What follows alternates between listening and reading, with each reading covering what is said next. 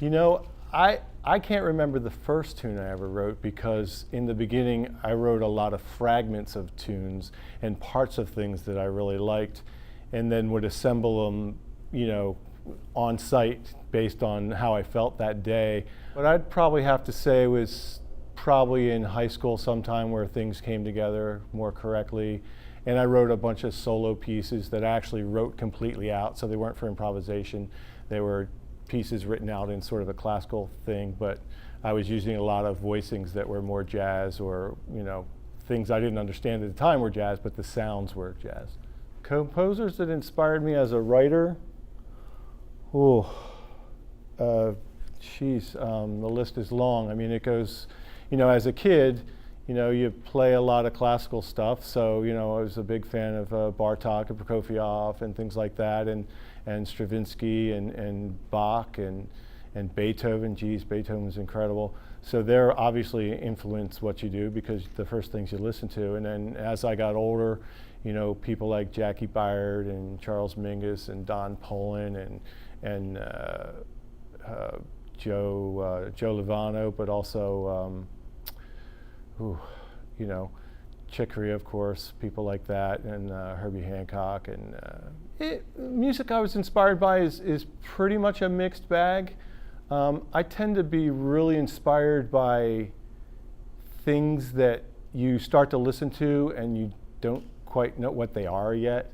There's a famous example is I used to, watch the David Letterman show, and they would always cut to the band just before commercials, but they would always start this really great groove and this really cool thing, and you knew it was a tune, but you didn't know what it was. So that moment when you're hearing stuff, but you can't put your finger on exactly what it is, and the excitement is really high because it's, wow, this is great, but what is it?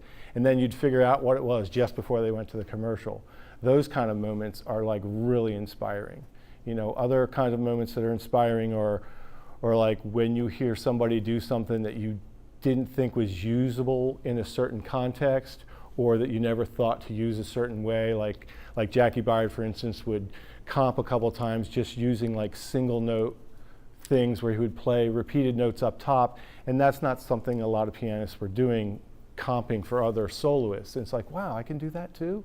And it's like, so just things that inspire me have a lot to do with the stuff that you hear, or at least that I've heard, that I kind of found exciting in one way or the other.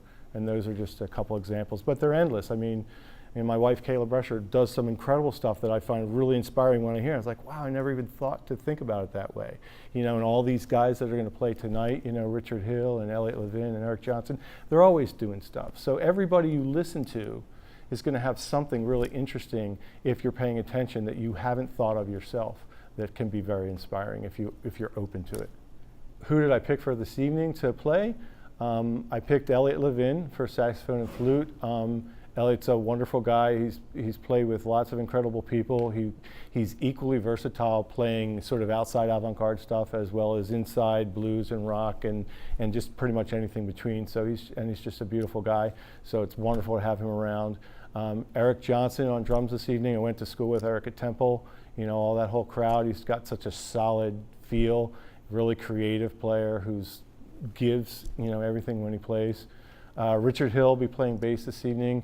Richard has just got such a big, solid sound, and he listens incredibly well, so he'll just follow you with whatever you do and where you go.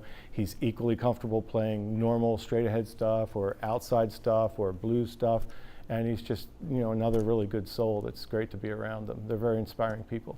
So, right, the Real Book in general, the Philadelphia Real Book, is an idea that I had back in 2010 when putting together some of my own music, and I thought, wow, what about all the great stuff that's in Philadelphia area jazz and blues musicians? If that was in a book also, that would be a really awesome thing. Shared that idea with some people, Caleb Rescher and Jason Fifield, and they suggested I take it to Jazz Bridge, and we brought it here, and we've been doing wonderful work. I was inspired to write this piece for it. Actually, I was inspired to write the piece because I had studied with Dave Burrell for a while, a wonderful pianist who lives in Philadelphia. And I dedicated this piece to him because it just sort of, thinking about him and some of his legacy, it just sort of came out so naturally and easily. And so I sort of dedicated to him, and I wanted that to be in this project because it helps bring everything full circle as far as influence of local people and what they do for your own music, as well as what their music has done for you. And I thought it would be a nice sort of homage to him, as well as it helps kick off the whole concept of the idea in the book. The name of the tune is Inspired by Highest Reason. What are good suggestions for young people to play your music? Well, that particular tune is based on a blues progression, which is very common. So my suggestion, of course, would be, fluent in what you're doing with the blues and investigate different styles of blues, because that particular tune has a note that says you're allowed to use any style of blues or any idea blues related that you want and fit it in there in a free way. So my suggestion would be to listen to lots of kind of stuff and above all, have a lot of fun.